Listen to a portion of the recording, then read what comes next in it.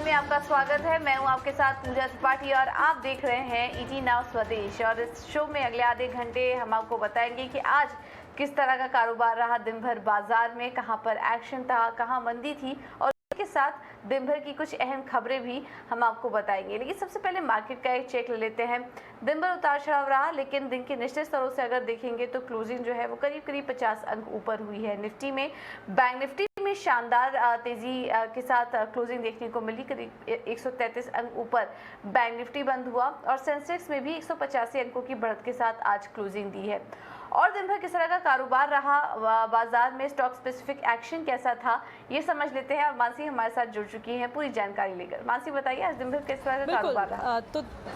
बिल्कुल, तो दिन भर बाजार का हाल जैसा दिखा, एक रेंज में ही बाजार ट्रेड कर रहे थे, लेकिन क्लोजिंग होते होते बैंक निफ्टी ने बेहद अच्छा सरप्राइज दिया, क्योंकि अच्छी बढ़त के साथ वहां पर करीब 150 अंकों की तेजी पर क्लोजिंग हमने देखी। हालांकि सेंसेक्स और निफ्टी की तरफ से लाल निशान के साथ ही ट्रेड्स क्लोज नजर आए। लेकिन चलिए वॉल्यूम बजर्स के साथ अगर शुरुआत करें, हैप्पीएस्ट माइंड्स, हाइपेंस्फीयर प्रॉपर्टीज जैसे तमाम स्टॉक्स थे जहां पर अच्छी तेजी के बीच ट्रेड्स नजर आए। टाटा एलेक्सी के स्टॉक प्राइस में भी हमने अच्छी बढ़त के साथ ही ट्रेड्स देखे। वहीं Dilip Buildcon, general insurance corporation जैसी कंपनियां भी थी जो कि अच्छे लेवल्स पर दिन भर ट्रेड करते हुए दिखी और इसमें वॉल्यूम्स जो है लगातार बढ़ते हुए हमने देखे। बाजार को सबसे ज्यादा तेजी सपोर्ट देने का काम अगर कोई स्टॉक्स कर रहे थे तो वो एचडीएफसी ग्रुप के स्टॉक्स थे। एचडीएफसी लिमिटेड, एचडीएफसी बैंक में अच्छी तेजी के बीच ट्रेड्स हमने देखे। वहीं कोटक बैंक, जेएसडब्ल्यू स्टील और Mahindra and Mahindra banking space तो तेजी दिखाई रहे थे, लेकिन ऑटो बिक्री के आंकड़े जो आते हुए दिखे, इसके चलते ऑटोमोबाइल स्पेस भी फोकस में था। और ऑटो बिक्री के नंबर्स में भी जो ऑटो बिक्री की सेल्स थे उसमें सबसे दमदार परफॉर्मेंस महिंद्रा एंड महिंद्रा का आता हुआ दिखा। इसका एक इम्पैक्ट हमने देखा। महिंद्रा एंड महिंद्रा अपने नतीजों के साथ ही काफी अच्छा एक्शन दिखा रहा है। तब से लेकर अब तक कई सारे पॉजिटिव न्यूज फ्लोज हैं, जिसके चलते ये स्टॉक जो है लगातार पॉजिटिव रडार पर नजर आ रहा है। बिकवाली का दबाव कहां पर दिखा? Infosys, HUL, HCL Technologies, Sun Pharma जैसे स्टॉक्स थे, बजाज फिनसर्व जैसे स्टॉक्स थे जो कि लाल निशान के साथ दिन भर गिरावट पर ट्रेड करते हुए दिखे। और जब क्लोजिंग हुई, इन्फोसिस कुछ हद तक संभला, लेकिन HUL, HCL Technologies, Sun Pharma जैसे स्टॉक्स में हमने बिकवाली देखी। इसके अलावा मिड कैप में gaining momentum Torrent Power, BL, Prestige Estate और रियल एस्टेट स्पेस भी फोकस में था। हमने देखा काफी हद तक प्रेस्टीज एस्टेट में, मिड कैप स्पेस में अच्छी तेजी के बीच कामकाज दिखा। हेमिस्फीयर प्रॉपर्टीज भी अच्छी तेजी पर ट्रेड कर रहा था। तो कुछ हद तक यहाँ पर रियल एस्टेट स्पेस पर नजर थी। ऑफकोर्स मई के मुंबई के सेल्स जो रजिस्ट्रेशन डेटा रियल एस्टेट के आए वो काफी अच्छे आए हैं, जिसके चलते मुंबई रियल एस्टेट स्पेस में फोकस होना चाहिए था, लेकिन वहां पर इतना बड़ा मोमेंटम, न्यूज बेस्ड इंपैक्ट नहीं दिखा। लेकिन इसके अलावा Prestige estate south based company है जो कि मुंबई में वेंचर करने के बारे में सोच रही है, उसमें अच्छी तेजी दिखी। हेमिस्फीयर प्रॉपर्टीज भी इसी के तर्ज पर यहाँ पर फोकस में जरूर दिखा। जेएसडब्ल्यू एनर्जी, कोफोर्ज, एम्फासिस जैसे स्टॉक्स थे जो कि बाजार में परफॉर्म नहीं कर पा रहे थे। तो मिड कैप के कुछ स्टॉक्स जहां पर तेजी नहीं देखने को मिल रही थी, वो सूची में ये स्टॉक्स रहे। इसके अलावा गेनिंग सेक्टर्स की अगर बात करें, फाइनेंशियल सेक्टर और निजी बैंक क्षेत्र दोनों ही स्पेसेस रहे जिन्हें दिन भर ने बाजार को काफी हद तक संभालने का काम किया। लेकिन इसके अलावा pharmaceutical space, IT sector, metal कुछ हद तक हमने देखा कि लाल निशान के साथ ही ट्रेड करते रहे। दिन पर काफी हद तक कोशिश जारी रही कि कुछ हद तक मोमेंटम बिल्टअप हो, लेकिन इन तमाम सेक्टर्स में बिकवाली का दबाव रहा। हालांकि फाइनेंशियल सर्विसेज, निजी बैंक क्षेत्र थे जो कि बाजार को संभाल रहे थे। निफ्टी की क्लोजिंग लाल निशान के साथ, सेंसेक्स लाल निशान के साथ। मिड कैप ने दिन भर अपने आप को संभाला, लेकिन हीरो कहेंगे बैंक निफ्टी को, क्योंकि क्लोजिंग में हरे निशान के साथ बैंक निफ्टी में हमने ट्रेड्स क्लोज होते हुए दिखे। बिल्कुल मानसी, बहुत बहुत शुक्रिया ये सारी जानकारी देखने के लिए। तो स्टॉक स्पेसिफिक एक्शन आज काफ़ी था। मिड कैप स्पेस में काफ़ी अच्छा आज दिन भर कारोबार होते हुए दिखाई दिया। डिफेंस स्पेस और हैप्पीएस्ट माइंड जैसे स्टॉक्स आज देखिए शानदार रैली आज के दिन दिखा रहे थे। अब आगे बढ़ते हैं और कुछ एक्सपर्ट्स के व्यू भी आपको सुनवा देते हैं। इंक्रेड एएमसी के सीआईओ और सीईओ मृणाल सिंह ने हमसे खास बातचीत में कहा कि बाजार पर महंगाई का असर दिखेगा। कंपनियों के लिए महंगाई का बोझ कंपनियों पर डालना मुश्किल होगा और इनके मुताबिक घरेलू मैन्युफैक्चरिंग सेक्टर में निवेश के बेहतर मौके दिखाई दे रहे हैं। मार्केट पर्टिकुलरली ट्रेड, मैं कहूँगा कि ट्रेड हायर प्राइसेस पुश नहीं कर पा रहा है। अगर हम अक्रॉस द बोर्ड रिजल्ट्स में भी देखें, ना सिर्फ इंडिया में, बाहर भी, सो ऑल्दो इन्फ्लेशन नंबर है, बट अगर इन्फ्लेशन पास करने की कोशिश करती हैं कंपनीज तो वॉल्यूम्स पे इम्पैक्ट आ रहा है।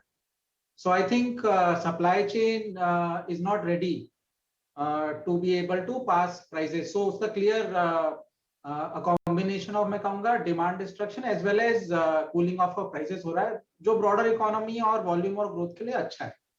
तो मैं कहूंगा कि मार्केट पर्टिकुलरली ट्रेड थोड़ा पॉज ले रहा है और प्राइसेस रोल बैक हो रहे हैं। एक दूसरा कारण इसका ये भी है बिकॉज चाइना से जो डिसरप्शन थे सप्लाई चेन के, वो थोड़े से ईज होने के सिग्नल्स भी आए हैं। सो उससे भी थोड़ा सा मार्केट को राहत है। गवर्नमेंट स्पेंडिंग, पब्लिक स्पेंडिंग में रोबस्टनेस बढ़ी हुई है। थोड़ा private consumption at least backward looking data में क्वार्टर में वीक था, बट हो सकता है कि वो ओमिक्रॉन वजह से भी रहा हो। बट अगर हम फॉरवर्ड लुकिंग डेटा देखें तो सिग्नल्स अच्छे हैं। मैं ऑप्टिमिस्टिक हूँ, पर्टिकुलरली डोमेस्टिक मैन्युफैक्चरिंग साइड में। मुझे लगता है कि केपेक्स साइकिल का revival is going to be there. हमारी कैपेसिटी यूटिलाइजेशन सिस्टम में धीरे धीरे बढ़ रही हैं और डिमांड का भी आउटलुक काफी अच्छा है। सो जैसे जैसे चीजें नॉर्मलाइज होंगी, होपफुली इन्फ्लेशन कंट्रोल में आएगा। मेरे ख्याल से demand led capacity utilisation from a combination of both domestic and export play out करेगा। सो डोमेस्टिक मैन्युफैक्चरिंग केपेक्स एक बहुत इंटरेस्टिंग स्पेस है और वहां पे काफी एक्शन और डेटा सपोर्टिव है। बिल्कुल, तो ये थे मृणाल सिंह मार्केट पर अपना व्यू शेयर करते हुए। लेकिन चलिए अब एक और कंपनी का रुख करते हैं, IRCTC। कंपनी ने अपने चौथी तिमाही के नतीजे पेश किए और काफ़ी मजबूत नतीजे इस तिमाही देखने को मिले हैं।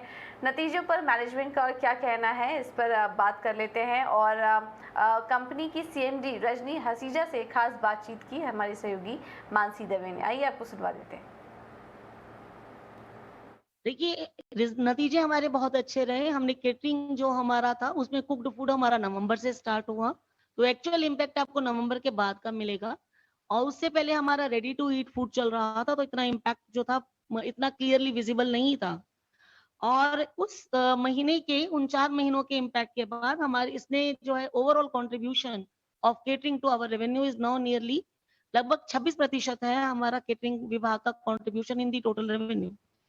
और अगर हम कहें आंकड़ों के हिसाब से तो 1880 करोड़ जो हमारा टोटल रेवेन्यू है, उसमें हमारा जो केटरिंग का जो कंट्रीब्यूशन है 26% के आसपास रहा है, जो कि काफी अच्छा रहा है। लेकिन इस मोमेंटम को तो सस्टेन करना ही पड़ेगा और उसके लिए हमें काफी इनोवेशन करनी पड़ेगी, नए पार्टनर्स को लाना पड़ेगा, ई केटरिंग बिजनेस को और ध्यान देना पड़ेगा। अपने सारे टेंडर्स जो है थ्रू आउट इस तरीके से प्लानिंग करने का हमने प्लान बनाया है कि इनोवेशन से और मेथड से शॉर्ट मेथड यूज करके, ताकि कोई ट्रेन बिना सर्विस के ना जाए, so that the license fee and the revenue of the government of India and IRCTC as well is restored and brought back on the track. So pre-COVID level में हमारा catering का contribution 45% हुआ करता था. So we would like to achieve that. Sure ma'am, of course इस तरह से नतीजे तो काफ़ी अच्छे नज़र आए हैं, लेकिन साथ ही अगर देखें 2S रिवर्सल का इम्पैक्ट है, एक बात तो तय है जून एंड तक ही इसका इम्पैक्ट नज़र आएगा। लेकिन करंट सिचुएशन टिकटिंग वॉल्यूम्स की जिस तरह से दिख रही हैं, reversal of 2S, online ticketing penetration जिस तरह से बढ़ती नज़र आ रही है, और फिलहाल कन्वीनियंस फी पर टिकट में कोई भी चेंजेस नहीं दिख रहे हैं, ऐसे में आपको क्या लगता है टिकटिंग वॉल्यूम्स का ट्रेंड किस तरह से आगे इम्पैक्ट करता हुआ दिखेगा? देखिए, ये बात सच है कि 2S जो है, जो पहले रिजर्व थी वो अनरिजर्व हुई, उसका कुछ इम्पैक्ट तो जरूर हुआ शुरू के दिनों में और अभी भी हो रहा है। लेकिन आप ये भी ना भूलें कि अभी जो अप्रैल मई और जो जून होते हैं वो पीक पीरियड होते हैं, तो उसमें मूवमेंट जो होता है बहुत ज्यादा होता है और हमारी बुकिंग जो होती है वो 120 दिन पहले एडवांस चलती है। और अगर जून के महीने में बुकिंग आएगी तो फिर वो फेस्टिवल की बुकिंग जो है आ जाएगी। तो we apprehend that since the revenge kind of a travel has started, तो हमारे यहाँ जो बुकिंग होगी तो हमें इसका इम्पैक्ट उतना बड़ा नहीं होगा जितना कि हम लोग खुद भी फोर्सी कर रहे थे। Hopefully this will be compensated by the good amount of excess booking that we would be getting, क्योंकि हमारा कुछ ऑफलाइन मोड से ऑनलाइन मोड में भी ट्रांजिशन कस्टमर का हुआ है, वहां भी हमें इसका एडवांटेज मिलेगा। सो हम अच्छे रिजल्ट की इसमें भी उम्मीद कर सकते हैं। बिल्कुल मैम, मार्जिन्स की अगर बात करें year on year basis, quarter on quarter basis, वहां पर कॉन्ट्रैक्शन जरूर देखने को मिला है, इसके पीछे की वजह क्या रही? और साथ ही जिस तरह से कंट्रीब्यूशन केटरिंग टूरिज्म सेगमेंट में हम देख रहे हैं, मार्जिन्स पर इसका इम्पैक्ट किस तरह का आने वाले दिनों में पड़ता देखेंगे आप? देखिए, over a period of time जो कॉस्ट होती है हर चीज की बढ़ती है, बट ऑपरेटिंग मार्जिन्स में जो डेंट आप फोर्सी कर रही हैं वो इतना विग्रस नहीं होगा, बिकॉज ग्रेजुअली इसको क्वांटम से पूरा करना जाएगा। और क्योंकि quantum of movement will happen, we don't foresee any major dents on our operating margins. Catering के जो मार्जिन्स होंगे वो हमारा जैसे ही हमारा सेल्स असेसमेंट पूरा होगा, वो हमारे मार्जिन्स जो है उसको हम ओवरटेक कर लेंगे। Ticketing we are already doing good because the volumes of the tickets are there. तो अब रह गया हमारा रेलनीर के मार्जिन्स हमारे थोड़े से अफेक्टेड है, बिकॉज कुछ हमारा रॉ मटेरियल की कॉस्ट बढ़ गई है, वहां थोड़ा इम्पैक्ट देखने को मिल सकता है। और टूरिज्म में क्योंकि हमने वॉल्यूम कैरी करने हैं और डिफरेंट सेगमेंट्स में हमें चलना है, तो हमें वहां पर मार्जिन्स में कोई बहुत अंतर नजर नहीं आ रहा है, क्योंकि हम बिना अगर मार्जिन्स नहीं होगा तो काम ही नहीं करेंगे। बिल्कुल मैम, आपके आगे फोकस क्या नॉन कन्वीनियंस फी इनकम पर होंगे, क्योंकि कंसिडरिंग यहाँ पर हम जिस तरह से देख रहे हैं ऑनलाइन पेनिट्रेशन अराउंड 82% है, और यहाँ पर नो प्राइस हम इंक्रीज के बारे में तो फिलहाल नियर फ्यूचर में कुछ नहीं सोच रहे हैं, तो फिर नॉन कन्वीनियंस फी इनकम क्या फोकस में होंगे? बिल्कुल, नॉन कन्वीनियंस फी पर तो पूरी एनर्जी लगाई हुई है IRCTC ने। आप देख लीजिए, आपने पिछले साल तो खैर हम इट इज नॉट अप्रोप्रिएट कि हम उसे कंपेयर करें, बिकॉज उस समय इंडस्ट्री जो थी वो बहुत इम्पैक्टेड थी। जहां तक एडवर्टाइजिंग मनी का सवाल है, हमने एकदम जो है in spite of the fact कि 6 महीने वर्चुअली हमें कोई काम नहीं मिल रहा था, because of the industry was passing through very very bad phase, लेकिन हमने प्री कोविड लेवल को लगभग पकड़ लिया है। और बाकी अगर आईपी की आप बात करें या लॉयल्टी स्कीम की बात करें या और दूसरे सेगमेंट की बात करें, उन सब में हमने प्री कोविड लेवल से भी अच्छा किया है। सो आप ये निश्चित रूप से कह सकते हैं कि IRCTC का पूर्ण ध्यान अब नॉन कन्वीनियंस फी रिसोर्सेज को अपग्रेड करने पे, उस इनकम को बढ़ाने में लगा हुआ। बिल्कुल, तो ये थी IRCTC की मैनेजमेंट, कंपनी की CMD, जो कि कंपनी के नतीजों पर और आगे के ग्रोथ आउटलुक पर चर्चा करते हुए। अब आगे बढ़ते हैं और एक और एक्सक्लूसिव रिसर्च पर फोकस करते हैं। आज हमने देखा कि RHI मैग्नेसिटा के शेयर में 10% तक का उछाल देखने को मिला। पहले ओरिएंट रिफैक्ट्रीज के नाम से जाने वाली ये कंपनी कल भी एक्शन में कल भी एक्शन जारी था, और इसके पीछे की वजह क्या है, क्यों ये तेजी पिछले काफी समय से स्टॉक में दिख रही है, इस पर पूरा एनालिसिस करने के लिए हमारे सहयोगी शरद दुबे अब जुड़ चुके हैं। शरद, बताइए क्या वजह है स्टॉक में इतनी तेजी की?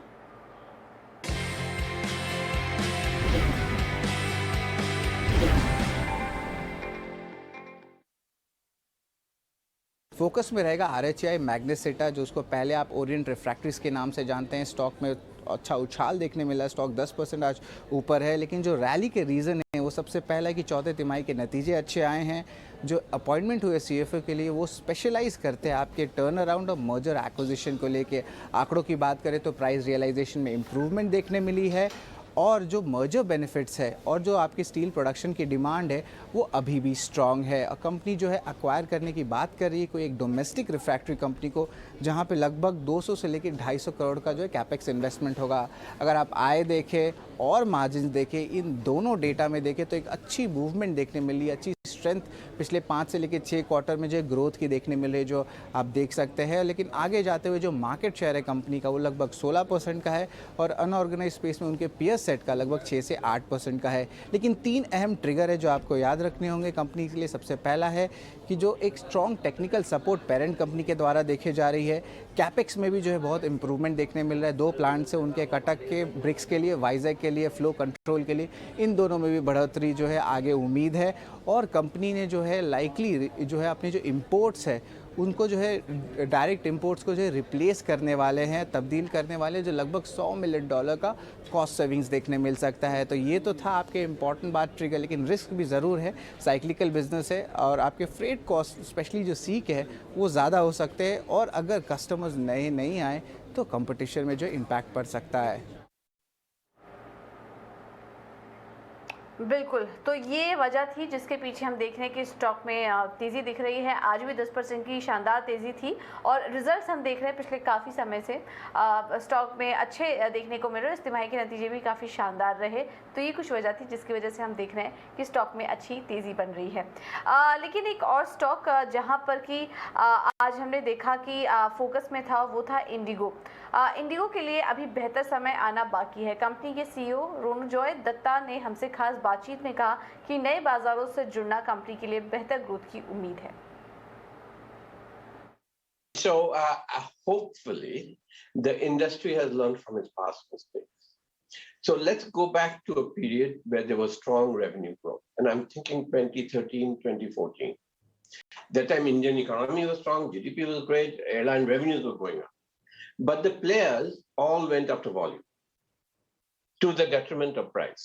So in a strong revenue environment, people were losing money, people were going broke, all because everyone started chasing volume.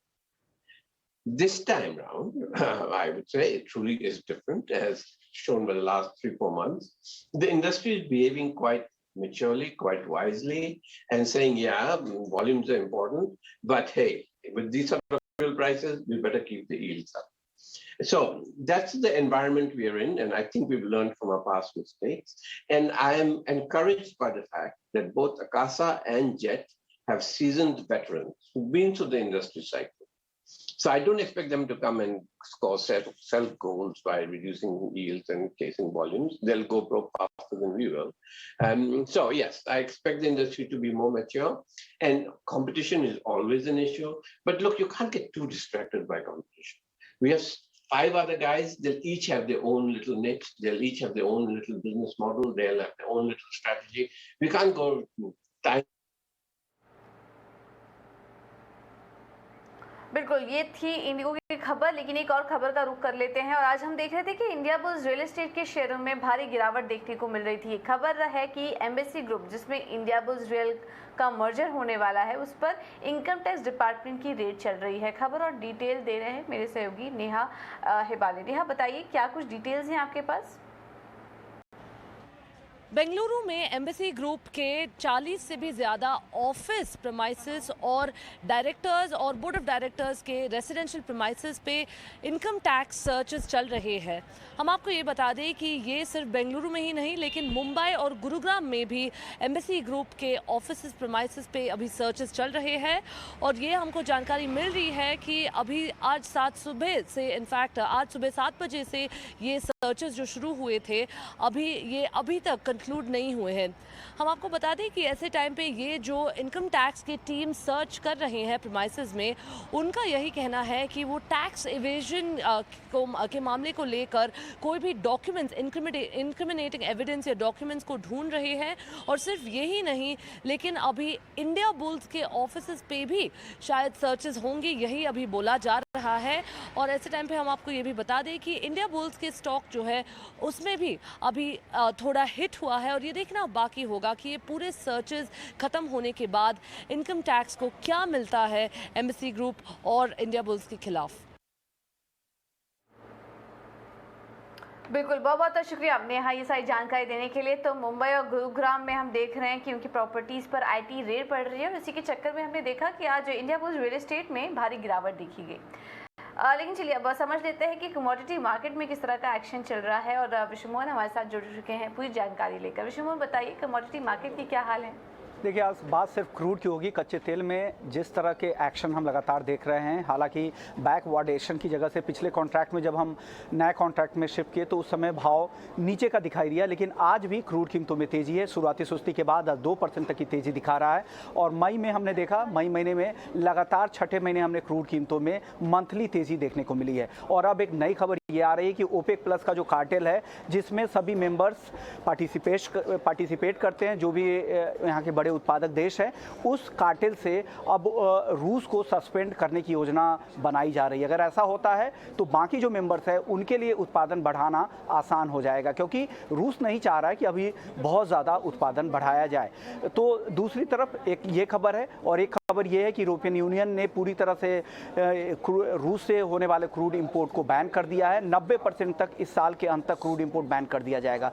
तीसरी बड़ी खबर ये है कि चीन के शंघाई में आज से लॉकडाउन पूरी तरह से ख़त्म कर दिया गया है, तो उम्मीद की जा रही है कि आने वाले समय में यहाँ पर डिमांड यहाँ से बढ़ सकती है। अब आखिरी खबर एक ये है कि ओपेक प्लस की कल एक अहम बैठक होने वाली है, जिसमें जुलाई के उत्पादन पर फैसला होगा। ये उत्पादन में कितनी बढ़ोतरी होगी, इस पर भी बाजार काफ़ी रिएक्ट करेगा। तो कुछ बड़े अहम ट्रिगर हैं जो क्रूड मार्केट में काफ़ी एक्शन भर सकते हैं। जी ऑलराइट विजयमोहन, बहुत बहुत शुक्रिया आपकी सारी जानकारी देने के लिए। तो क्रूड में फिर से हम तेजी देख रहे हैं, ब्रेंट $118 के पार निकल चुका है। अब देखना होगा आने वाले समय में ओपेक प्लस की बैठक में क्या कुछ निकल कर आता है, वो इसको चाल को तय करते हुए नजर आएगा। चलिए फिलहाल इस बुलेटिन में मेरे साथ इतना ही, लेकिन आप बने रहिए ईटी नाउ स्वदेश के साथ। खबरों का सिलसिला आगे भी जारी रहेगा। नमस्कार।